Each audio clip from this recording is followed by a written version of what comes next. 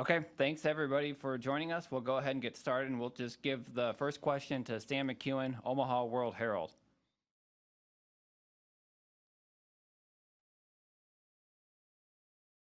Hey Scott, how you doing?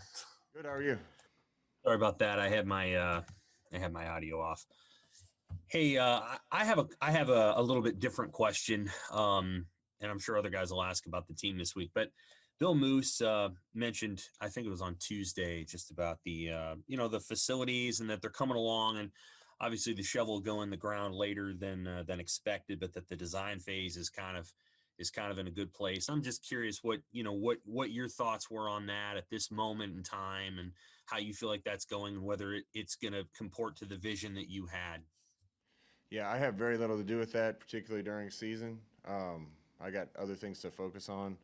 I do think it would be a boon to our program if we were able to do something like that. A lot of schools have probably surpassed us in some areas of facilities. Certainly, our stadium's as good as there is in the country, but we're in Nebraska. We need to give kids as many reasons as we can give them to pick Lincoln, Nebraska over other places that they might be close to. I know COVID's changed a lot with how we were going to proceed with that, and people in higher ranking positions than me are making the decisions on how to deal with that. What does it say though about the fan base that there's still been really good financial support despite a really hard time in our nation and in our state just because of COVID? Yeah, biggest answer I can give to that is I hope we come out of it soon. Hope things get back to normal, and I know how committed people were to it before that happened, and um, I hope for everybody's sake that we get back to normal and everybody's in a good place. And if we are, then I think people are anxious and willing to help us try to get more recruits and win here. Next up is Parker Gabriel, Lincoln Journal-Star. Hey Scott, most of your big hits in the run game so far have come from the quarterback position, and I know you said on Monday that Wandale was close to getting a couple. Overall, are you getting the looks that you want for your running backs, or what do you make of the production from that position particularly so far? Yeah, I've said a bunch. We need to hit some more big plays in the offense so we don't have to sustain as many drives. Those need to come in the pass game and the run game. We're going to be consistently working toward that.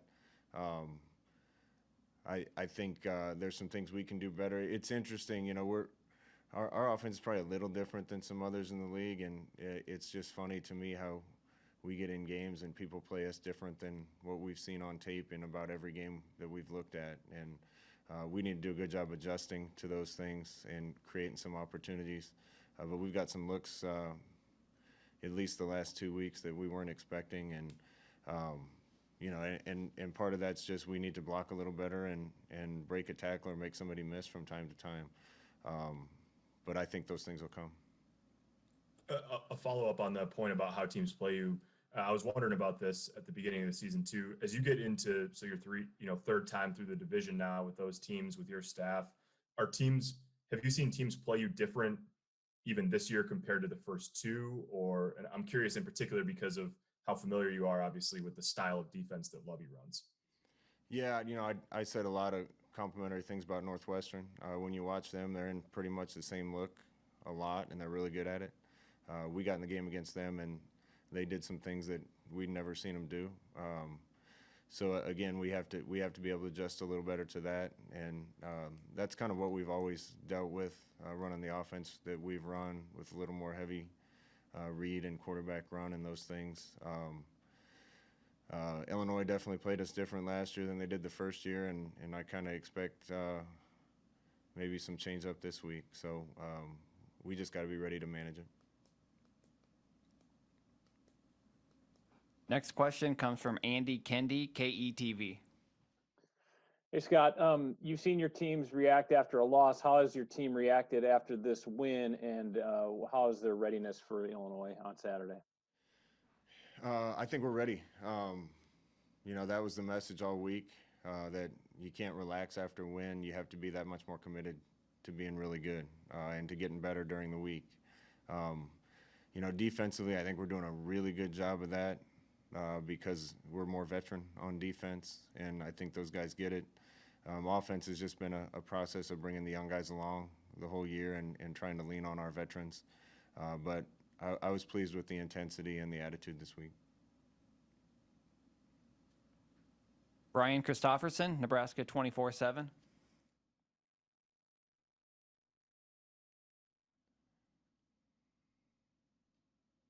Okay, we'll move on.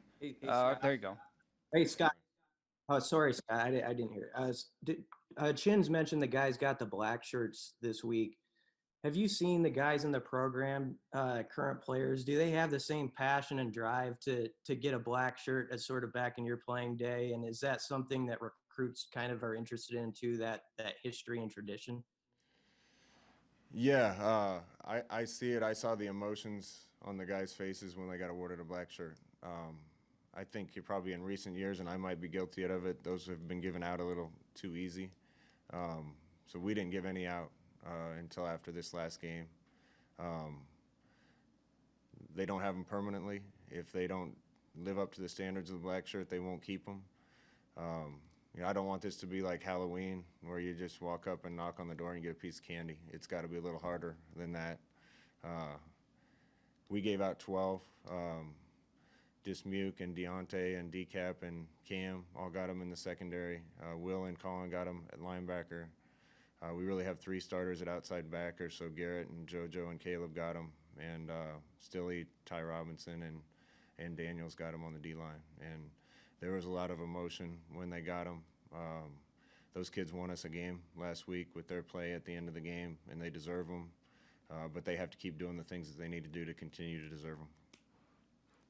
Thank you. Got time for about 2 more. Going to Kevin Suits, KOLN, KGIN. Hey, Scott, as somebody who played high school football in this state, you know the importance of trying to reach the finals and getting to play at Memorial Stadium. What was your reaction when you heard that the NSAA would not use your facility for the championships and instead play those games at host sites? It's just been a weird year. I feel bad for the kids. They're not getting an opportunity to do that. I'm disappointed that I can't go watch. Recruiting dead periods now have been extended even farther until spring. So we can't go to any games. We can't watch these kids play.